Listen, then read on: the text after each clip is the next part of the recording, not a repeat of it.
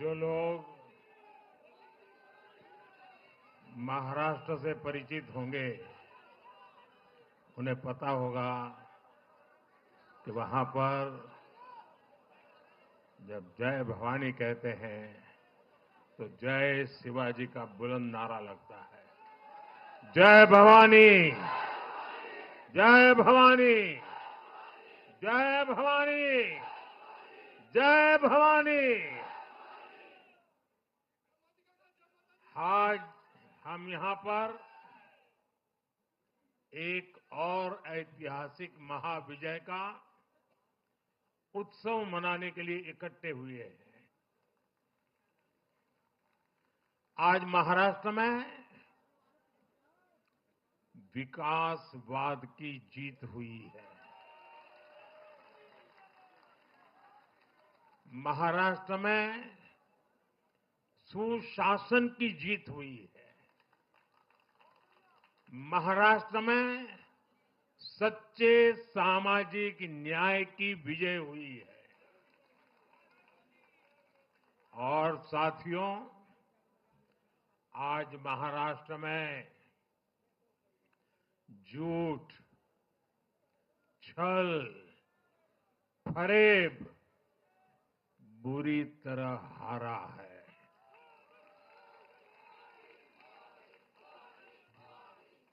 विभाजनकारी ताकतें हारी है। आज नेगेटिव पॉलिटिक्स की पराजय हुई है। आज परिवारवाद की हार हुई है।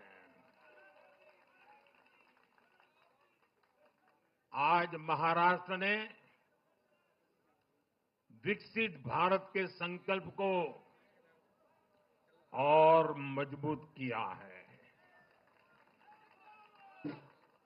मैं देश भर के भाजपा के, एनडीए के सभी कार्यकर्ताओं को बहुत बहुत बधाई देता हूं, उन सबका अभिनंदन करता हूं।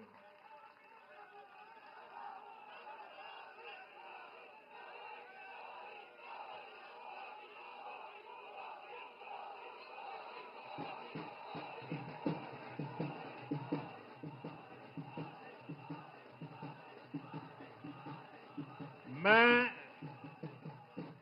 श्री एकनाथ शिंदे जी, मेरे परम मित्र देवेंद्र फडणवीस जी, भाई अजीत पवार जी, उन सब की भी भूरी भूरी प्रशंसा करता हूं। साथियों, आज देश के अनेक राज्यों में उपचुनावों के भी नतीजे आए हैं। नड्डा जी ने विस्तार से बताया है, इसलिए मैं विस्तार में नहीं जा रहा हूं। लोकसभा की भी हमारी एक सीट और बढ़ गई है।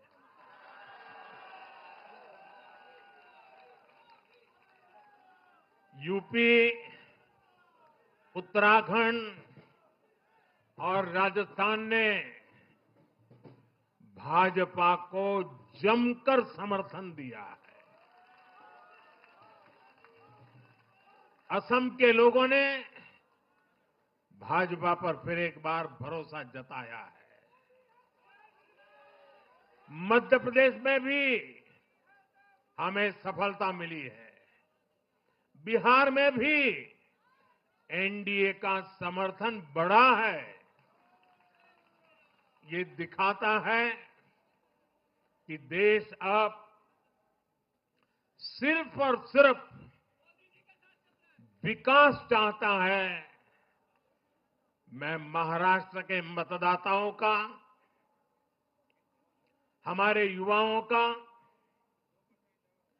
विशेषकर माताओं बहनों का, हमारे किसान भाई बहनों का, देश की जनता का आदरपूर्वक नमन करता हूं। साथियों, मैं झारखंड की जनता को भी नमन करता हूं।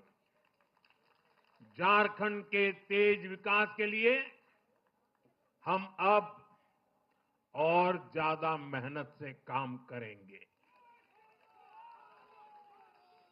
और इसमें भाजपा का एक एक कार्यकर्ता अपना हर प्रयास करेगा। साथियों, छत्रपती शिवाजी महाराजांच्या महाराष्ट्राने आज दाखवून दिले तुष्टीकरणाचा सामना कसा करायचा।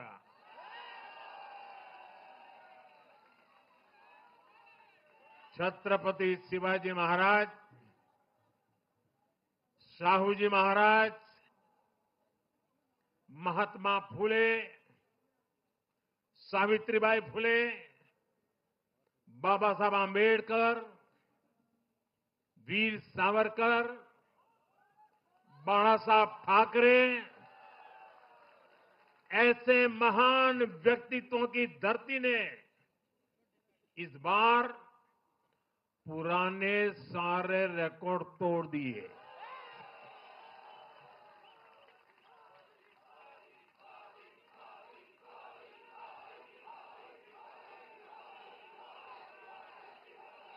और साथियों, बीते 50 साल में किसी भी पार्टी या किसी भी प्री पोल अलायंस के लिए ये सबसे बड़ी जीत है। 50 साल के बाद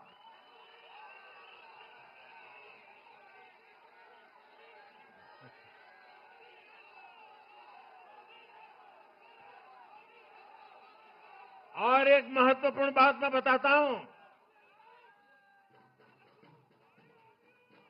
ये लगातार तीसरी बार है जब भाजपा के नेतृत्व में किसी गठबंधन को लगातार महाराष्ट्र ने आशीर्वाद दिए हैं, विजयी बनाया है। और ये लगातार तीसरी बार है जब भाजपा महाराष्ट्र में सबसे बड़ी पार्टी बनकर उभरी है।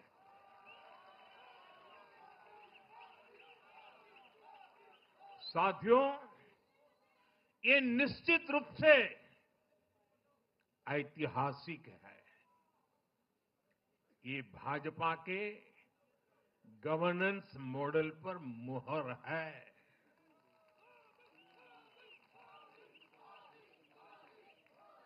अकेले भाजपा को ही कांग्रेस और उसके सभी सहयोगियों से कहीं अधिक सीटें महाराष्ट्र के लोगों ने दी है। ये दिखाता है कि जब सुशासन की बात आती है तो देश सिर्फ और सिर्फ भाजपा पर और एनडीए पर भरोसा करता है।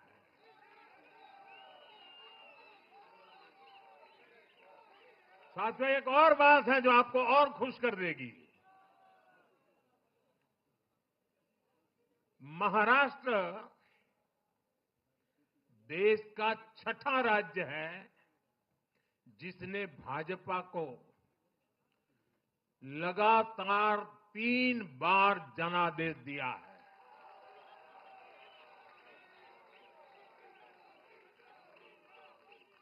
इससे पहले गोवा, गुजरात, छत्तीसगढ़, हरियाणा और मध्य प्रदेश में हम लगातार 3 बार जीत चुके हैं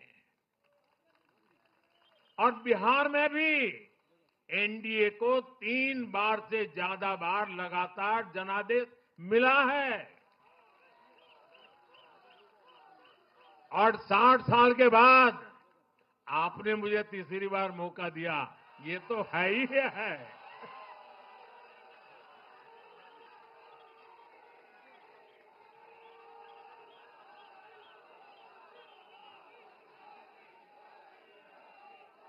ये जनता का हमारे सुशासन के मॉडल पर विश्वास है और इस विश्वास को बनाए रखने में हम कोई कोर कसर बाकी नहीं रखेंगे। साथियों, मैं आज महाराष्ट्र की जनता जनार्दन का विशेष अभिनंदन करना चाहता हूं। लगातार तीसरी बार स्थिरता को चुनना ये महाराष्ट्र के लोगों की सूझबूझ को दिखाता है। हां, बीच में जैसा भी नड्डा जी ने विस्तार से कहा था, कुछ लोगों ने धोखा करके अस्थिरता पैदा करने की कोशिश की, लेकिन महाराष्ट्र ने उनको नकार दिया है और उस पाप की सजा मौका मिलते ही दे दी है।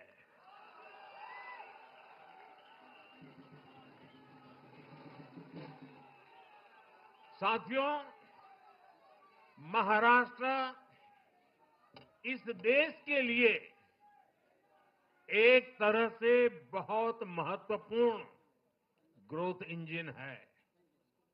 इसलिए महाराष्ट्र के लोगों ने जो जनादेश दिया है वो विकसित भारत के लिए बहुत बड़ा आधार बनेगा। वो विकसित भारत के संकल्प की सिद्धि का आधार बनेगा। साथियों, हरियाणा के बाद महाराष्ट्र के चुनाव का भी सबसे बड़ा संदेश है एकजुटता। एक है तो एक है तो एक है तो ये आज देश का महामंत्र बन चुका है। कांग्रेस और उसको इकोसिस्टम, उन्होंने सोचा था कि संविधान के नाम पर झूठ बोलकर, आरक्षण के नाम पर झूठ बोलकर एससी, एसटी, ओबीसी को छोटे छोटे समूह में बांट देंगे। वो सोचते थे सब बिखर जाएंगे। कांग्रेस और उसके साथियों की साजिश को महाराष्ट्र ने सिरे से खारिज कर दिया है। महाराष्ट्र ने डंके की चोट पर कहा है, एक है तो एक है तो एक है तो सेफ है के भाव ने जाति, धर्म, भाषा और क्षेत्र के नाम पर लड़ाने वालों को सबक सिखाया है, सजा की है।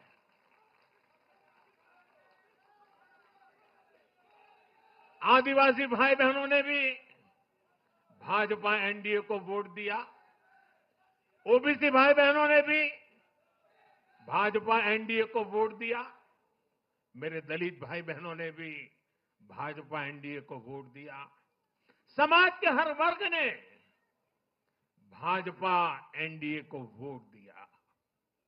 ये कांग्रेस और इंडी गठबंधन के उस पूरे इकोसिस्टम की सोच पर करारा प्रहार है, जो समाज को बांटने का एजेंडा चला रहे थे। साथियों, महाराष्ट्र ने एनडीए को इसलिए भी प्रचंड जनादेश दिया है क्योंकि हम विकास और विरासत दोनों को साथ लेकर चलते हैं। महाराष्ट्र की धरती पर इतनी विभूतियां जन्मी है। बीजेपी और मेरे लिए छत्रपति शिवाजी महाराज आराध्य पुरुष है।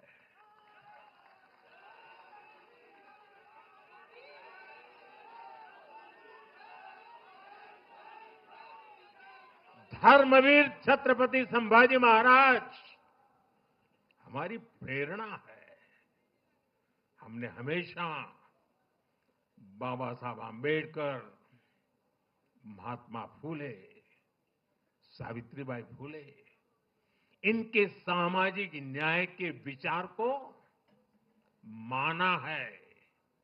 यही हमारे आचार में है, यही हमारे व्यवहार में है। साथियों, लोगों ने मराठी भाषा के प्रति भी हमारा प्रेम देखा है। कांग्रेस को वर्षों तक मराठी भाषा की सेवा का मौका मिला, लेकिन इन लोगों ने इसके लिए कुछ नहीं किया। हमारी सरकार ने मराठी को क्लासिकल लैंग्वेज का दर्जा दिया। मातृभाषा का सम्मान, संस्कृतियों का सम्मान और इतिहास का सम्मान हमारे संस्कार में है, हमारे स्वभाव में है।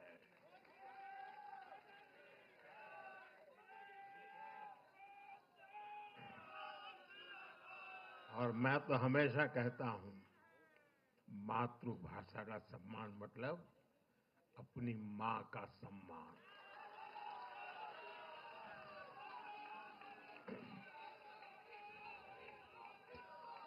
और इसलिए मैंने विकसित भारत के निर्माण के लिए लाल किले की प्राचीर से पंच प्राणों की बात की।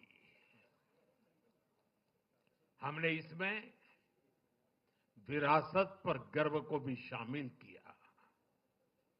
जब भारत विकास भी और विरासत भी इसका संकल्प लेता है तो पूरी दुनिया इसे देखती है।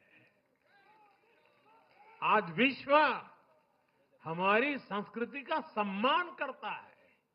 क्यों? क्योंकि हम इसका सम्मान करते हैं। अब अगले 5 साल में महाराष्ट्र विकास भी विरासत भी के इसी मंत्र के साथ तेज गति से आगे बढ़ेगा। साथियों, इंडी वाले देश के बदले मिजाज को नहीं समझ पा रहे हैं। ये लोग सच्चाई को स्वीकार करना ही नहीं चाहते। ये लोग आज भी भारत के सामान्य वोटर के विवेक को कम करके आंकते हैं। देश का वोटर, देश का मतदाता अस्थिरता नहीं चाहता। देश का वोटर नेशन फर्स्ट की भावना के साथ है।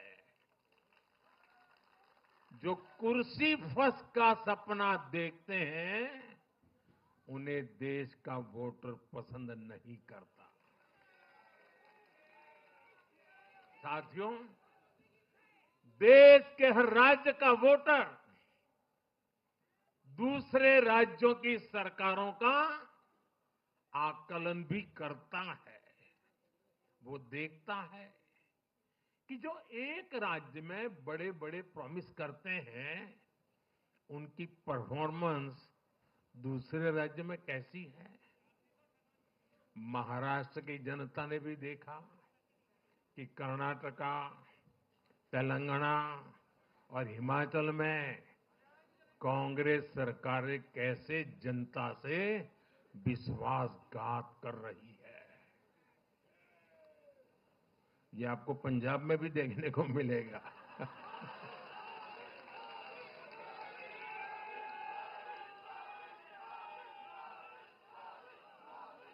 जो वादे महाराष्ट्र में किए गए, उनका हाल दूसरे राज्यों में क्या है? इसलिए कांग्रेस के पाखंड को जनता ने खारिज कर दिया है। कांग्रेस ने जनता को गुमराह करने के इसके लिए जो दूसरे राज्यों के अपने मुख्यमंत्री तक मैदान में उतारे, तब भी इनकी चाल सफल हो नहीं पाई। इनके ना तो झूठे वादे चले और ना ही खतरनाक एजेंडा चला। साथियों, आज महाराष्ट्र के जनादेश का एक और संदेश है। पूरे देश में सिर्फ और सिर्फ एक ही संविधान चलेगा।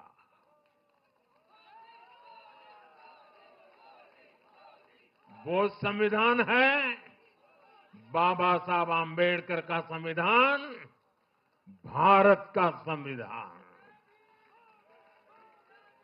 जो भी सामने या पर्दे के पीछे देश में दो संविधान की बात करेगा, उसको देश पूरी तरह से नकार देगा। कांग्रेस और उसके साथियों ने जम्मू कश्मीर में फिर से आर्टिकल 370 की दीवार बनाने का प्रयास किया। वो संविधान का भी अपमान है। महाराष्ट्र ने उनको साफ साफ बता दिया, ये नहीं चलेगा। अब दुनिया की कोई भी ताकत, और मैं कांग्रेस वालों को कहता हूं, कान खोल के सुन लो,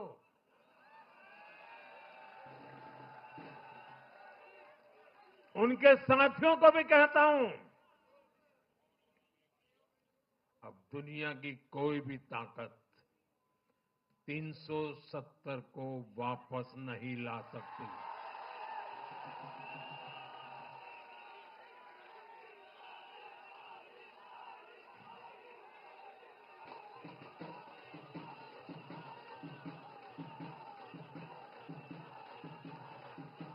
साथियों, महाराष्ट्र के इस चुनाव ने इंडी वालों का या गाड़ी वालों का दो मुहा चेहरा भी देश के सामने खोल करके रख दिया है। हम सब जानते हैं बाला साहब ठाकरे का इस देश के लिए, समाज के लिए बहुत बड़ा योगदान रहा है। कांग्रेस ने सत्ता के लालच में उनकी पार्टी के एक धड़े को साथ में तो ले लिया, तस्वीरें भी निकाल दी, लेकिन कांग्रेस का कोई नेता बाला साहब ठाकरे की नीतियों की कभी भी प्रशंसा नहीं कर सकती। और इसलिए मैंने अघाड़ी में कांग्रेस के साथी दलों को चुनौती दी थी कि वो कांग्रेस से बाला साहब ठाकरे की नीतियों की तारीफ में कुछ शब्द जरा बुलवा करके दिखाएं। आज तक वो ये नहीं कर पाए हैं। मैंने दूसरी चुनौती वीर सावरकर जी को लेकर के दी थी। कांग्रेस के नेतृत्व ने लगातार पूरे देश में वीर सावरकर का अपमान किया है, उन्हें गालियां दी है। महाराष्ट्र में वोट पाने के लिए इन लोगों ने टेम्पररी वीर सावरकर जी को जरा टेम्पररी गाली देना उन्होंने बंद किया है। लेकिन वीर सावरकर के तप त्याग के लिए उनके मुंह से एक बार भी सत्य नहीं निकला। और यही इनका दो मुहापन है। ये दिखाता है कि उनकी बातों में कोई दम नहीं है। उनका मकसद सिर्फ और सिर्फ वीर सावरकर को बदनाम करना है। साथियों, भारत की राजनीति में अब कांग्रेस पार्टी परजीवी बनकर रह गई है।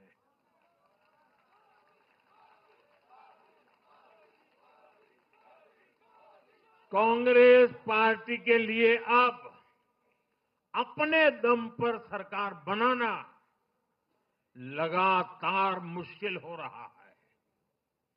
हाल ही के चुनावों में जैसे आंध्र प्रदेश, अरुणाचल प्रदेश, सिक्किम, हरियाणा और आज महाराष्ट्र में उनका सुपड़ा साफ हो गया।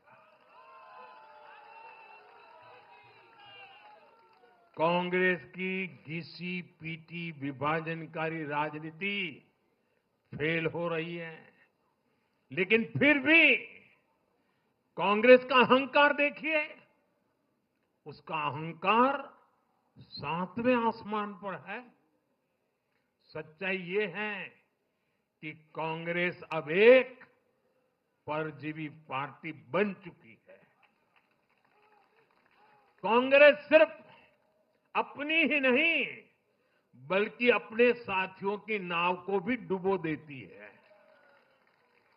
आज महाराष्ट्र में भी हमने यही देखा है। महाराष्ट्र में कांग्रेस और उसके गठबंधन ने महाराष्ट्र की हर 5 में से 4 सीट हार गई। अघाड़ी के हर घटक का स्ट्राइक रेट 20% से भी नीचे है। ये दिखाता है कि कांग्रेस खुद भी डूबती है और दूसरों को भी डुबोती है। महाराष्ट्र में सबसे ज्यादा सीटों पर कांग्रेस चुनाव लड़ी। उतनी ही बड़ी हार इनके सहयोग वालों को भी मिली। वो तो अच्छा है कि यूपी जैसे राज्यों में कांग्रेस के सहयोगियों ने उससे जान छुड़ा ली, वरना वहां भी कांग्रेस के सहयोगियों को लेने के देने पड़ जाते। साथियों, सत्ता भूख में कांग्रेस के परिवार ने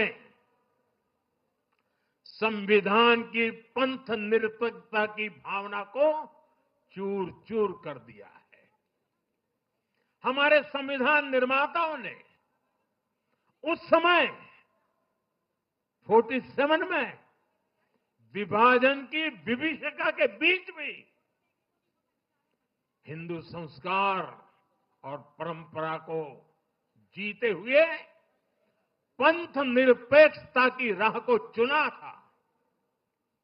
तब देश के महापुरुषों ने संविधान सभा में जो डिबेट की थी उसमें भी इसके बारे में बहुत विस्तार से चर्चा हुई थी। लेकिन कांग्रेस के इस परिवार ने झूठे सेक्युलरिज्म के नाम पर उस महान परंपरा को तबाह करके रख दिया है। कांग्रेस ने तुष्टीकरण का जो बीज बोया वो संविधान निर्माताओं के साथ बहुत बड़ा विश्वासघात है। और ये विश्वासघात मैं बहुत जिम्मेवारी के साथ बोल रहा हूं। संविधान के साथ इस परिवार का विश्वासघात है। दशकों तक कांग्रेस ने देश में यही खेल खेला। कांग्रेस ने तुष्टीकरण के लिए कानून बनाए सुप्रीम कोर्ट के आदेश तक की परवाह नहीं की। इसका एक उदाहरण वक्फ बोर्ड है।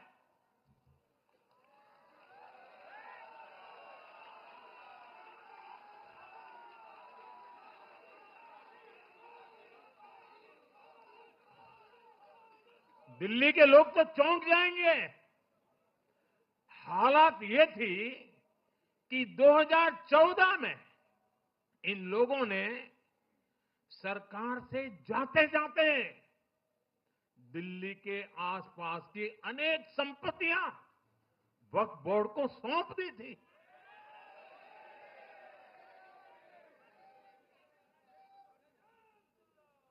बाबा साहब आंबेडकर जी ने जो संविधान हमें दिया है ना, जिस संविधान की रक्षा के लिए हम प्रतिबद्ध है, संविधान में वक्फ कानून का कोई स्थान ही नहीं है। लेकिन फिर भी कांग्रेस ने तुष्टीकरण के लिए वक्फ बोर्ड जैसी व्यवस्था पैदा कर दी। ये इसलिए किया गया ताकि कांग्रेस के परिवार का वोट बैंक बढ़ सके। सच्ची पंथ निरपेक्षता को कांग्रेस ने एक तरह से मृत्यु दंड देने की कोशिश की है।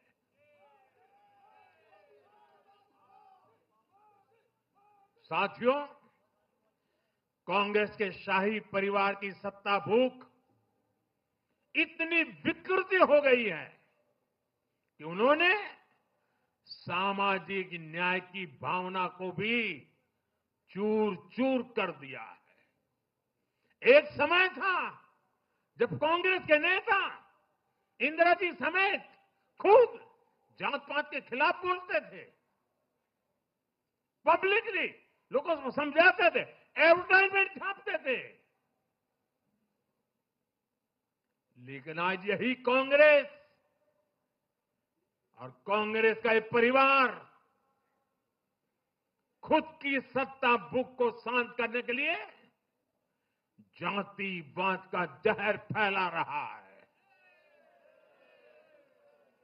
इन लोगों ने सामाजिक न्याय का गला घोंट दिया है।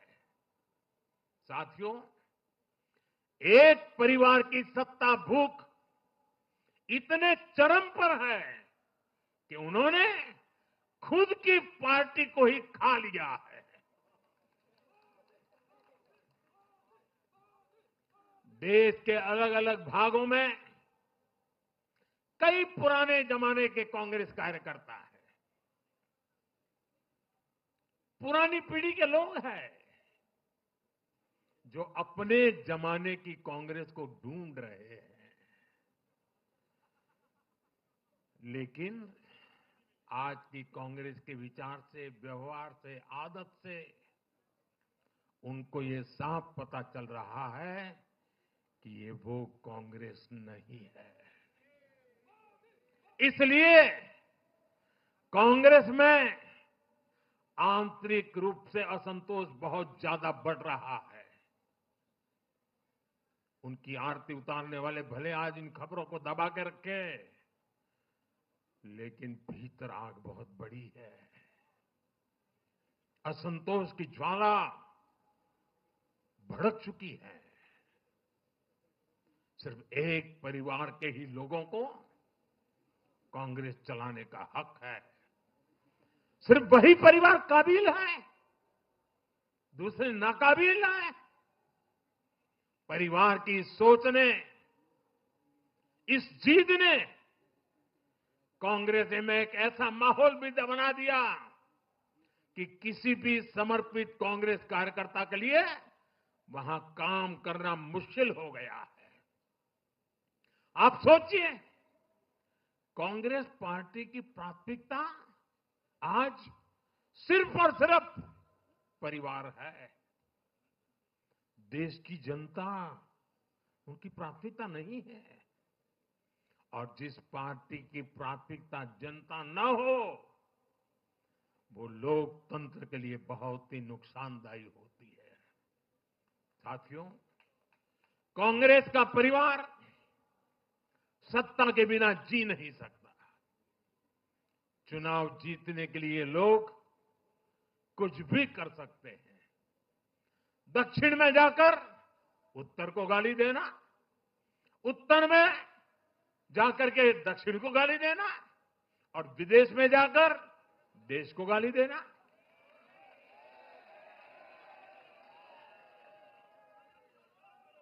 और अहंकार इतना कि ना किसी का मान, ना किसी की मर्यादा, और खुलेआम झूठ बोलते रहना, हर दिन एक नया झूठ बोलते रहना। यही कांग्रेस और उसके परिवार की सच्चाई बन गई है। आज कांग्रेस का अर्बन नक्सलवाद भारत के सामने एक नई चुनौती बनकर खड़ा हो गया है। इन अर्बन नक्सलियों का रिमोट कंट्रोल देश के बाहर है और इसलिए सभी को इस अर्बन नक्सलवाद से बहुत सावधान रहना है। आज देश के युवाओं को, हर प्रोफेशनल को कांग्रेस की हकीकत को समझना बहुत जरूरी है। साथियों, जब मैं पिछली बार भाजपा मुख्यालय आया था तो मैंने हरियाणा से मिले आशीर्वाद पर आपसे बात की थी। तब हमें गुरुग्राम जैसे शहरी क्षेत्र के लोगों ने भी अपना आशीर्वाद दिया था। अब आज मुंबई ने, पुणे ने, नागपुर ने, महाराष्ट्र के ऐसे सभी बड़े शहरों ने अपनी स्पष्ट राय रखी है।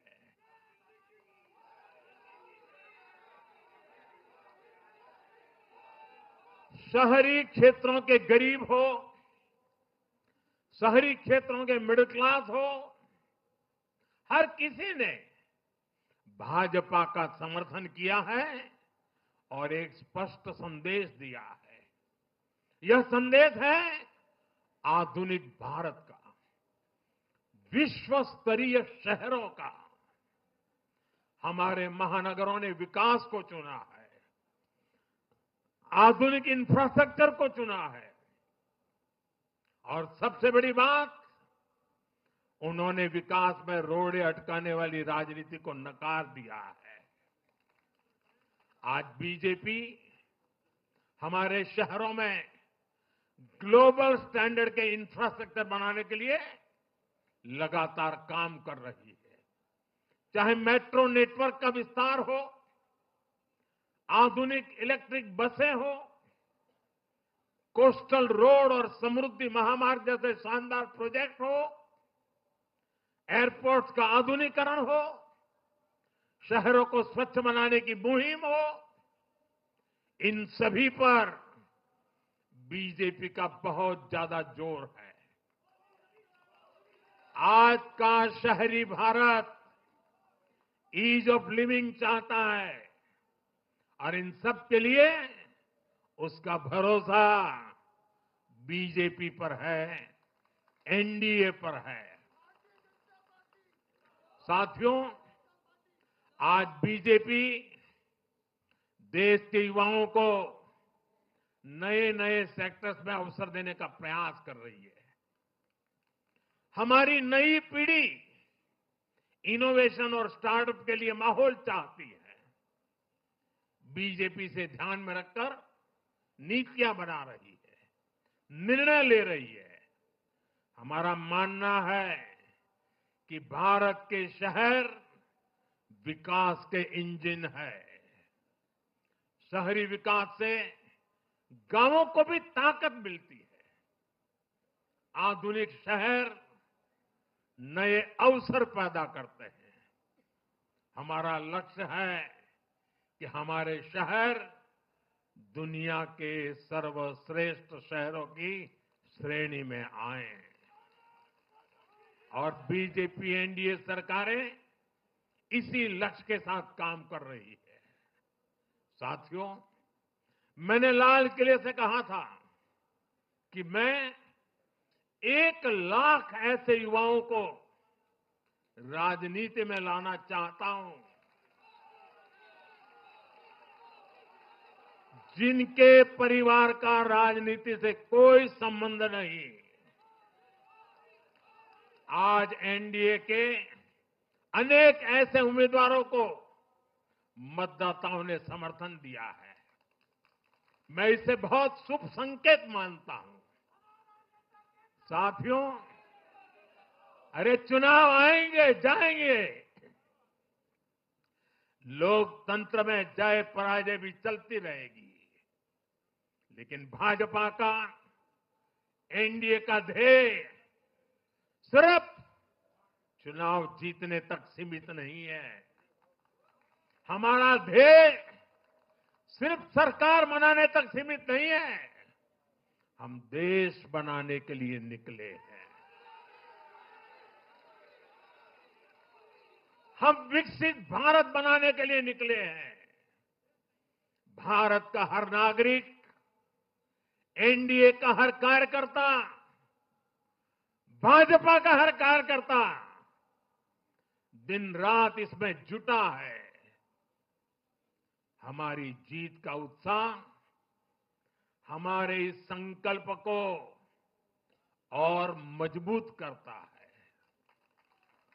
हमारे जो प्रतिनिधि चुनकर आए हैं वो इसी संकल्प के लिए प्रतिबद्ध है।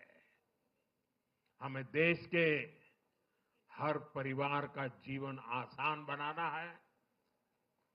हमें सेवक बनकर, और ये मेरे जीवन का मंत्र है, हमें सेवक बनकर देश के हर नागरिक की सेवा करनी है।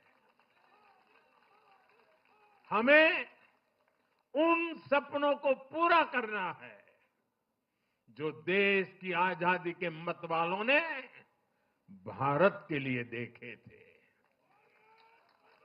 हमें मिलकर विकसित भारत का सपना साकार करना है। सिर्फ 10 साल में हमने भारत को दुनिया की 10वीं सबसे बड़ी इकोनॉमी से दुनिया की 5वीं सबसे बड़ी इकोनॉमी बना दिया।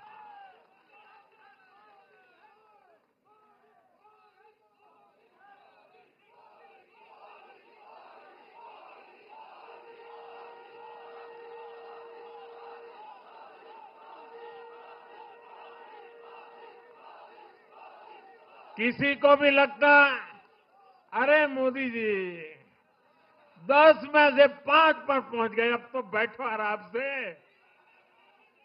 आराम से बैठने के लिए मैं पैदा नहीं हुआ।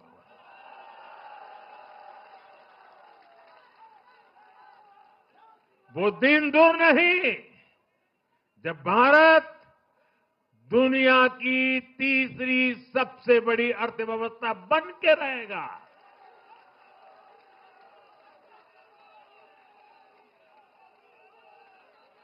हम मिलकर आगे बढ़ेंगे, एकजुट होकर आगे बढ़ेंगे तो हर लक्ष्य पाकर रहेंगे। इसी भाव के साथ एक है तो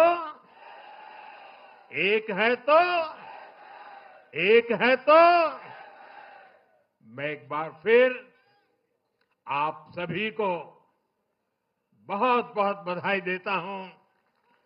देशवासियों को बधाई देता हूं। महाराष्ट्र के लोगों को विशेष बधाई देता हूं। मेरे साथ बोलिए, भारत माता की, भारत माता की, भारत माता की, भारत माता की, भारत माता की। वंदे वंदे वंदे वंदे वंदे वंदे वंदे वंदे। बहुत बहुत धन्यवाद।